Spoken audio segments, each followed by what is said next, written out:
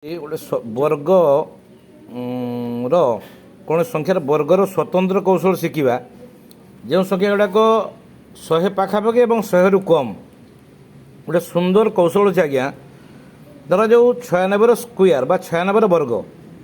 ଜାଣିଛନ୍ତି 96 ସମାନ 96 ବିଯୁକ୍ତ ଏଇ 0 କେଇଠୁ ହେଲା ନା 96ଟା 100 ମାନେ 96ଟା 100 ଠାରୁ କେତେ କମ୍ 4 କମ୍ ଜାଣିଛନ୍ତି। ତେଣୁ 96 ମାଇନସ୍ 4 ସେଇ 4ର ଯେଉଁ ତୀର ଚିହ୍ନ ଦିଆହେଇଛି 4ର ବର୍ଗ ହେଉଛି 16। ତାହେଲେ ଉତ୍ତର ହେବ 96ରୁ 4 ଗଣ ହେଉଛି 92 16 ଉତ୍ତର ହେଉଛି 92 16। ସେଇଭଳି 97 ମାଇନସ୍ 03 3 କେତେ ଆସିଲା ନା 3 ଆସିଲା ମାନେ 100ରୁ ସେଟା ଆପଣମାନେ ଜାଣିଛନ୍ତି ଯେ 100ରୁ 97ଟା 3 କମ୍ 3ଟା ସବୁ 2 ଡିଜିଟ୍ ଆକାର ଲେଖିବା 03 ଡାହାଣ ପଟେ 0 ରହିବ 0 ମାନେ ଏଇ 3ର ବର୍ଗ ଯେଉଁ ତୀର ଚିହ୍ନ ବାଦ ହେଲା 3ର ବର୍ଗ ହେଉଛି 0 03ର 0 ତାହେଲେ ଉତ୍ତର ହେଲା 97ରୁ 03 ଗଣ ହେଉଛି 94 0 93 ମାଇନସ୍ 7 ବା 07 07 ବି ଲେଖି ହେବ ବା 7 ଲେଖି ହେବ 93ରୁ 7 ମାନେ 7 ରହୁଛି 49 ଏଇଟା 93ରୁ 7 ଗଲେ 86 49 ହେଇଗଲା 88 ମାଇନସ୍ 12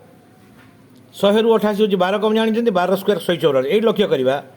ଯେ 88ରୁ 12 ଗଲେ 76 ଏ ଯେ 144ଟା ଲେଖାଇ ଦେଖନ୍ତୁ 6 ଉପରକୁ ଅଛି 1 ଆଉ 4 ମିଶି ଦେନେ ହେବ 4କୁ 77 44 ହେବ 44 77 44 4କୁ 4 ଏଠି 6 1 7 7କୁ 7 ଆଚ୍ଛା ସେରକ ଶିଖିବା 89 ହେଉଛି 100ରୁ 11 କମ୍ ତେଣୁ 89 ମାଇନସ୍ 11 ଇଣ୍ଟୁ 121 ମାନେ 121 ମାନେ 11 ବର୍ଗ ହେଉଛି 121 ତାହେଲେ ହେଇଗଲା 78 ଏଇ ଯେ 121ଟା ଲେଖିଲେ 8 ଉପରକୁ 1 2 1 ହେଇଗଲା 1 କୁ 1 2 କି 2 8 1 9 7କୁ 7 ଏଇଟା ଶିଖିଲେ 100ରୁ 100 ପାଖାପାଖି ସଂଖ୍ୟା ଏବଂ 100ରୁ କମ୍। ସେଇଭଳି ଶିଖିବା ସେଇ 100 ପାଖାପାଖି ସଂଖ୍ୟା ପୁଣି 100ରୁ ବେଶୀ ଧର ଯେଉଁ 108ର ବର୍ଗ ତାହେଲେ 108ଟା 100 ଠାରୁ କେତେ ବେଶୀ ଜାଣିଛନ୍ତି 8 ବେଶୀ ତାହେଲେ 108 ଯୁକ୍ତ 8ର ସେଇ ସେମ୍ ଟେକ୍ନିକ୍ ଏଠି ଖାଲି ଉପରଟା ଖାଲି ମାନେ କମ୍ ଯେଉଁଟା ମାଇନସ୍ ହେଉଥିଲା ଏଇଟା ହେଉଛି ପ୍ଲସ୍ ହେବ 8ର ବର୍ଗ 64 ଜାଣିଛନ୍ତି ତାହେଲେ 108ର 8 08 ହେଉଛି 116 ଏ 64 109 ହେଉଛି 109 ଯୁକ୍ତ 0 ପୁଣି ନୂଆ 81 ସେମ୍ ଟେକ୍ନିକ୍ 118 81 101 ଯୁକ୍ତ 01ର ବର୍ଗ ମାନେ 01 ବା 1 ଜାଣିଛନ୍ତି ଏଇ ଯେ 115ଟା ଲକ୍ଷ୍ୟ କରିବା 115 ପ୍ଲସ୍ 15 କେତେ ହେଲା 130 ହେଲା ବର୍ତ୍ତମାନ 15ର ବର୍ଗ ଜାଣିଛନ୍ତି ଯେ 225 ତେଣୁ 225ରୁ 0 ଉପରକୁ ଲେଖିବା 2 ତାପରେ 2 5 ଏଗାର 100 ମାନେ 13,225 ପୁଣି ଲେଖିବା 121ର ବର୍ଗ 121 ଯୁକ୍ତ 21 ତାହେଲେ 142 ହେଲା ଆଉ 21ର ବର୍ଗ ଜାଣିଛନ୍ତି ଆପଣମାନେ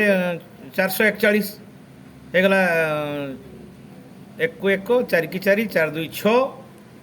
4 1 ତେଣୁ 14,641 ତାପରେ ଶିଖିବା ଯେ 50ରୁ ବଡ଼ ସଂଖ୍ୟାମାନଙ୍କର ସହଜରେ ବର୍ଗ ନିଏ 50ରୁ ବଡ଼ ମାନେ 50 ପାଖାପାଖି 54 ହେଉଛି ଏ ଯେ 50ରୁ ବଡ଼ ନେଇକି 25 ନେଇକି କଥା ଯେ 54 ମାଇନସ୍ 25 ତାପରେ ଯେ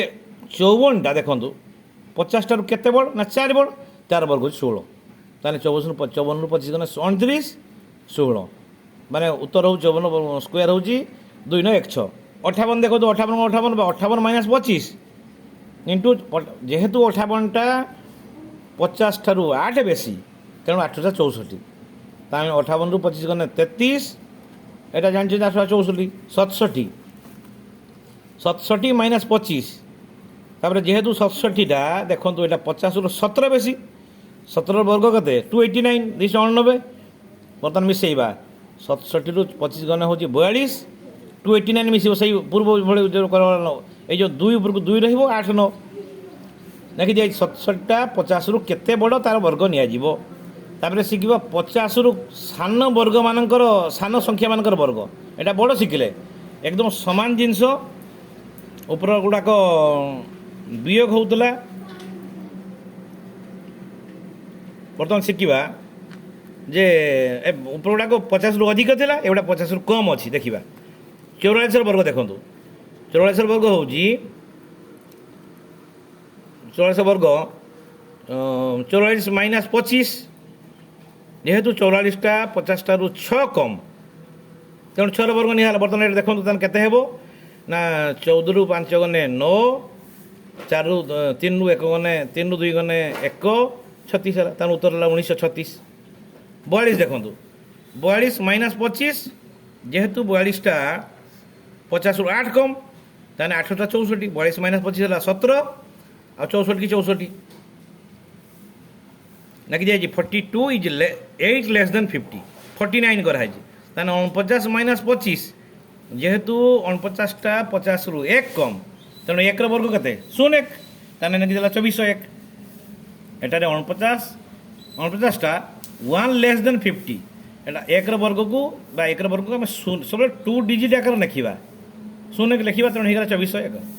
ଆଜି ପାଇଁ ଏତିକି।